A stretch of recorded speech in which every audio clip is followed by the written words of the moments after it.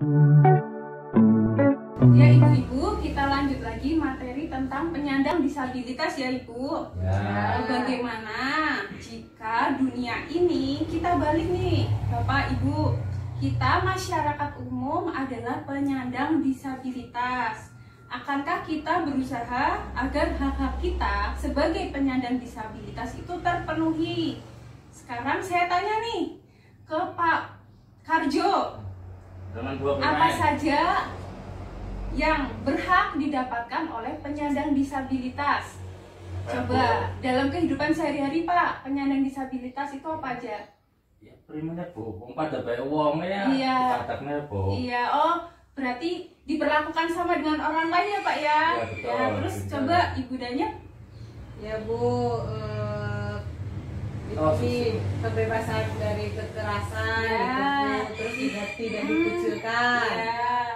Terus apalagi Bu Umi? tetap bersekolah, terus ya Bermain, terus hak untuk hidup juga ya Bu ya, salah Ya. satunya ya Bu. Oke, sekarang kita coba bermain nih Bapak Ibu. Di sini saya ada suka bermain. 2 tanda. Ya, 2 tanda. 1 tanda centang, 1 tanda silang. Aturan permainannya adalah saya akan membacakan pernyataan nih Pak. Ya Pak, Bu. Ya, Bu. Ya. Nanti terserah Bapak Ibu mau pilihnya mana, pernyataan itu benar atau salah menurut Bapak Ibu saja ya. Ya. Kita coba sekarang. Ya, ini aja. Nanti tangannya aja yang gini ya Pak Bu ya. Ya. Pilih yang mana ya, nggak usah rebutan ya Pak. Jauh banget. Ya, nggak apa-apa. Sekarang kita coba misalkan saya sebut gini dulu. Hak penyandang disabilitas untuk hidup. Coba tangannya kemana? Ini. Ya benar. Alasannya? Rasanya karena kan kayak si Bu penyandang disabilitas kan juga berhak untuk hidup kok Bu, kayak kita sama kayak gitu. Iya, sekarang kita mulai ya Bu ya Pak. Ya. Yang Ya, pertama ya, Bu. itu anak disabilitas tidak perlu sekolah karena akan kesulitan ketika belajar di sekolah. Salah. Apaan? Pak Karjo pilih mana? Benar. Iya. Kalau Pak Karjo kenapa pilih betul? Ya ngarannya namanya anak gak normalnya sekolah pasti kesulitan Oke. Bu. Aku banget, Bu. Ya, kita lanjut ke pernyataan kedua ya Bu ya. Ya. Penyandang disabilitas harus cukup gizinya. Yo, Ya mana iya, ya? bener men. Benar. Mana Ya, Ibu? benar. Ya, terus yang ketiga, anak tunanetra tidak akan bisa membaca jika tidak perlu disekolahkan. Salah. Salah. Salah. Ya. Gimana Pak Karjo? Ya, bener salah. Benar apa salah? Salah, maksudnya Oh, bener salah, ya. Iya. Yang keempat, anak tunawicara perlu sering diajak bicara. Ya. Betul. Mana tidak ngomong Bu? Iya. Kenapa Pak? Kalau anak tunawicara harus sering diajak bicara? Biar nggak bengong Bu. Oh ya. Terus ada lagi nih, jika sakit, penyandang disabilitas tidak perlu dibawa ke rumah sakit karena tidak akan bisa sembuh. Salah. Ya salah.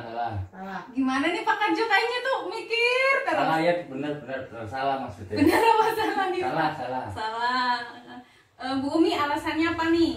Kenapa penyandang disabilitas kalau sakit tidak perlu dibawa ke rumah sakit, tidak akan bisa sembuh? Jawabannya tuh salah. Ya kan, apa ya Bu, orang sakitnya harus dibawa ke Rumah sakit rumah ya, sakit, harus fasilitas diperiksa kesehatan, biar sehat. Iya. Terus yang keenam, anak yang memakai kursi roda tidak perlu bermain dengan teman-temannya karena dia sulit berjalan. Saya ulang, Salah. anak yang memakai kursi roda tidak perlu bermain dengan teman-temannya karena dia sulit berjalan.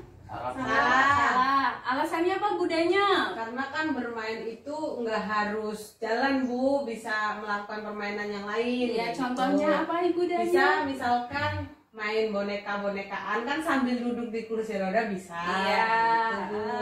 Terus satu lagi nih, penyandang disabilitas tidak akan bisa mengikuti kegiatan-kegiatan di lingkungan rumah seperti Karang Taruna ataupun pengajian. Bisa nggak Salah nih? Bu, salah. Salah. Penyandang disabilitas tidak akan bisa mengikuti kegiatan-kegiatan di lingkungan rumah. Benar atau salah? Salah. Salah. Alasannya apa nih, Pak Karjo? Ikut pengajian kan bisa aja Bu. Bisa aja ya, Pak ya. Kan mati boleh. Oh iya. Sekarang kita review ya Pak ya Bu tentang tadi nih pernyataan-pernyataannya. Yang pertama, anak disabilitas tidak perlu sekolah karena akan kesulitan ketika belajar di sekolah. Jawabannya salah. Karena anak disabilitas itu apa sih?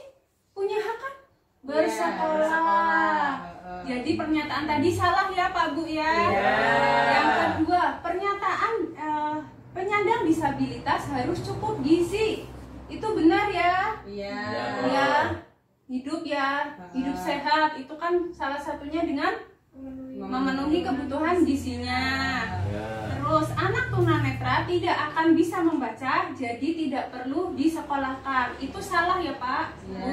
Karena anak tunanetra kan ada yang namanya aksara braille ya, huruf braille. Itu khusus untuk anak tunanetra. Oh, iya. Ya, terus anak tunawicara perlu sering diajak bicara. Itu benar ya Pak? Ya, Ya, biar dia juga menambah kosakata. Mungkin dia nggak bisa membalas ucapan kita, tapi setidaknya dia merasa bahwa dia tidak dikucilkan. Ya. Ya. Ya, betul. Lalu jika sakit, penyandang disabilitas tidak perlu dibawa ke rumah sakit karena tidak akan bisa sembuh. Salah. Iya, itu jawabannya salah. Karena mereka itu berhak untuk Hidup. Iya, lanjut. Anak yang memakai kursi roda tidak perlu bermain dengan teman-temannya karena dia sulit berjalan.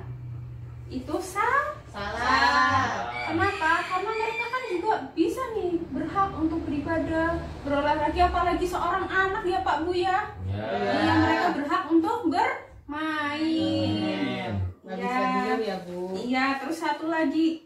Penyandang disabilitas tidak akan bisa mengikuti kegiatan-kegiatan di lingkungan rumah seperti Karang Taruna, pengajian. Itu juga salah. Karena penyandang disabilitas juga berhak diperlakukan sama dengan orang lain.